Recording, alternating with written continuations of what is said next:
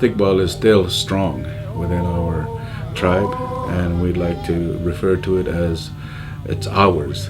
It's nobody else's. We've lost a lot of things in our historical background, but that's one thing that I feel like we can keep, and nobody can take that away from us.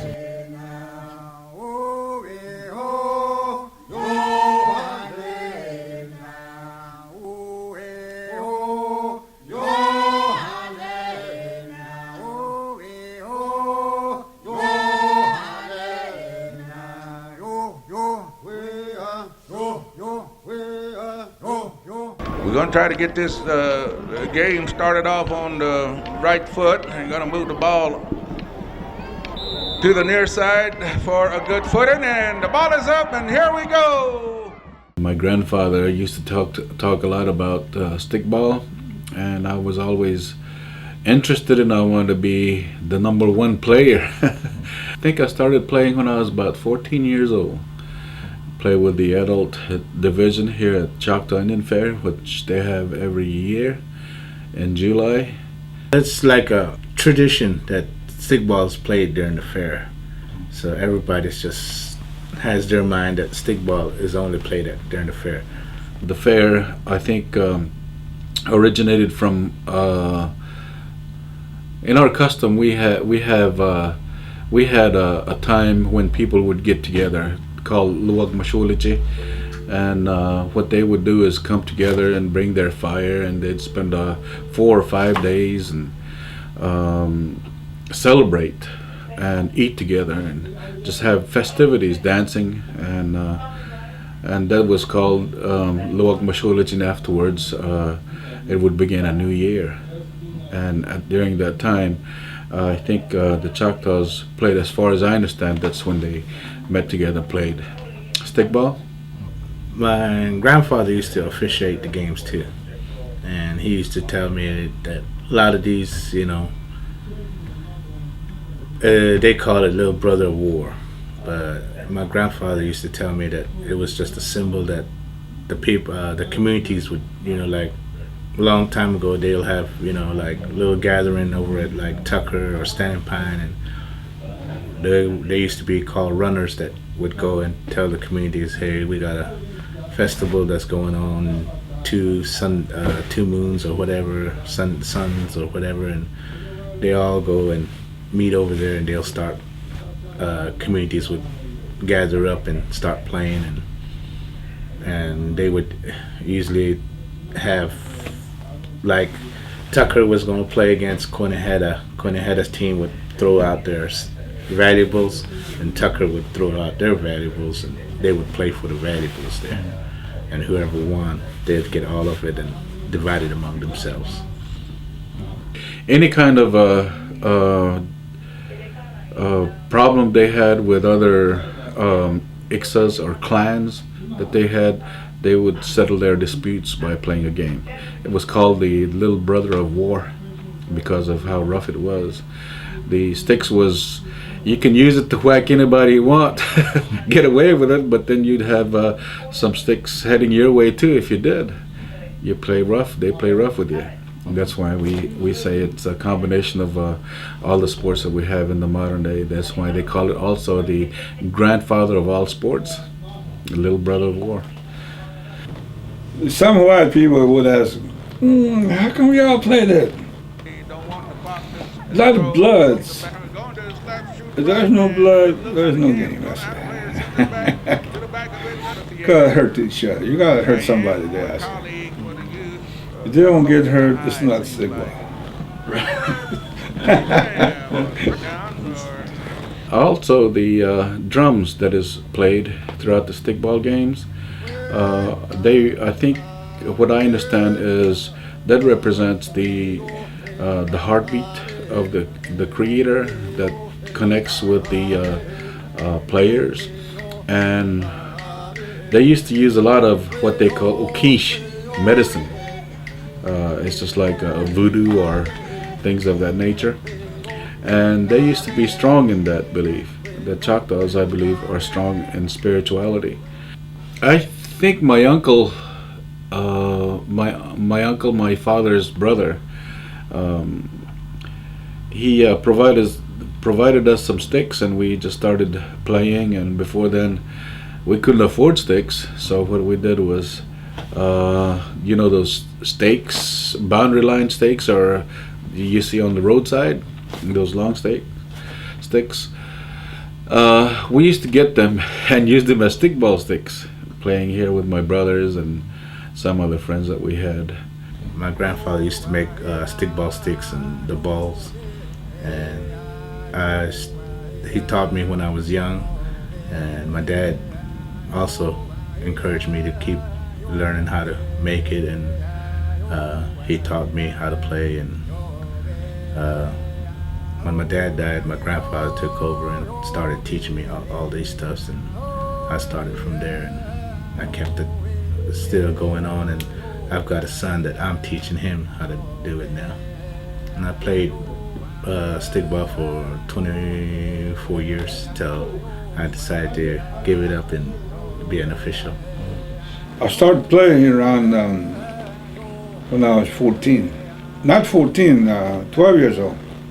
Because at the time my grandpa was still playing, and the committee decided that he's got too old.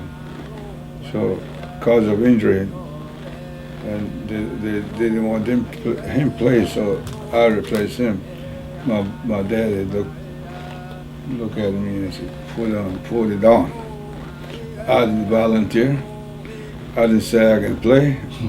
My dad says, put it on. That's when I started playing stickball.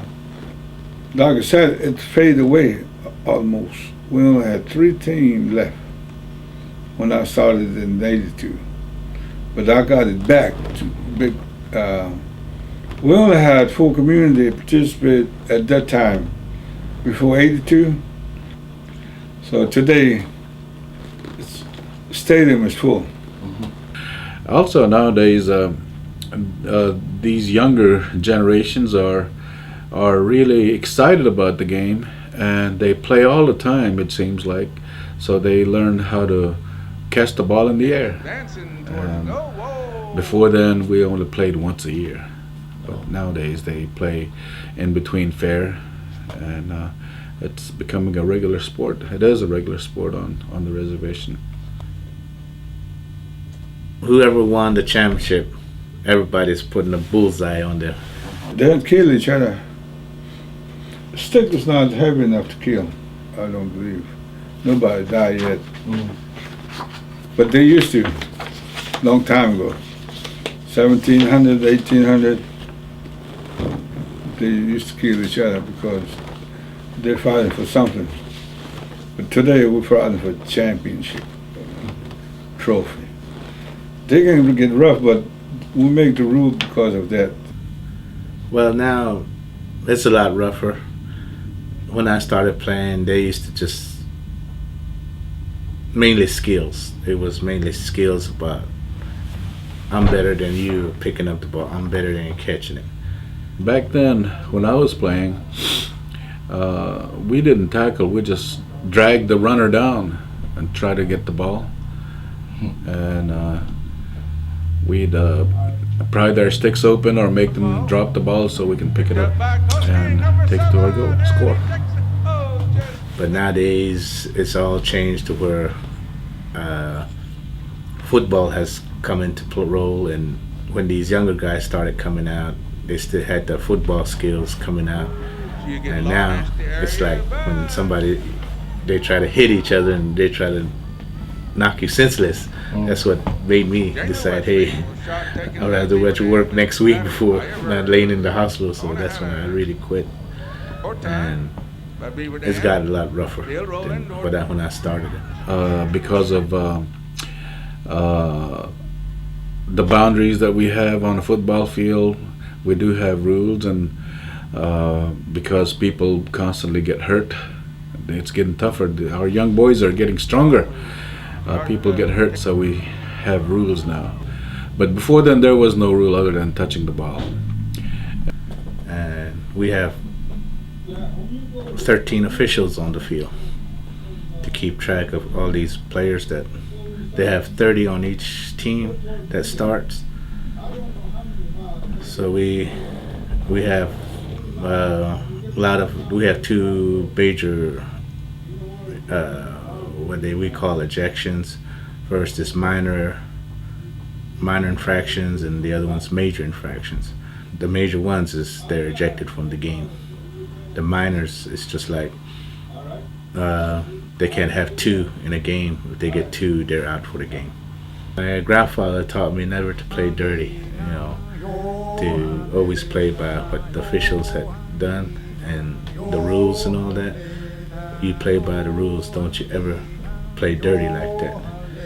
And so I'm trying to instill it to my nephews and their kids that you need to play the game of stickball, not the dirty type.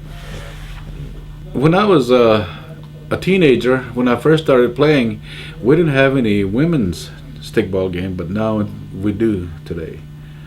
People kind of said, women's, I don't know, they didn't want to watch it or whatever, but first 4 years we didn't have that many watching the women, but now everybody's gotten into the women's game too, so you'll have a bunch of people watching the women's too. So I think it's kind of changed to where people only thought stickball was just for men's. 1700, women was pretty much involved playing stickball.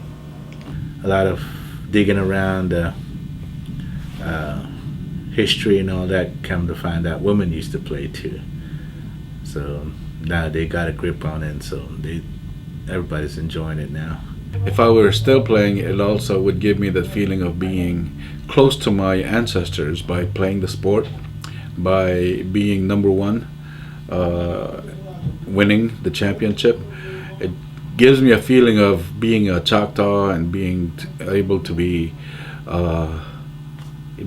speak out. That's that we have that game, and nobody else can duplicate it to how we play it, and we cherish it. March rolls around, everybody's back into it. They're ready to play. Starting March, Kabucha is going to come out. So I believe it's going to be here for a long time. No stopping on the stickball. And they're ready to go out there and show that we're worthy of this other community and we're worthy of this other one. And it's a symbol that brings everybody together.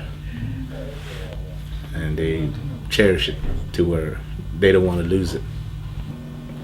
Mississippi Choctaw is recognized as a stickball player. Like Oklahoma took everything over there, took it with them. But they're not like us. They've got more population in Oklahoma. But here they are, they're trying to learn from us. I like to see us keep our culture. Even we might lose everything, like language. So we might lose language, and might lose baskets. But stickball, I don't know how many, even young men can make stick kabucha. So it's going to be here forever. If we didn't have stickball today, I think it'll be just like language. We don't have connections. We'd probably just be spread all over the places, just recognizing ourselves as Indians by our own bloodlines and nothing else but heritage. Stickball to me is Choctaw.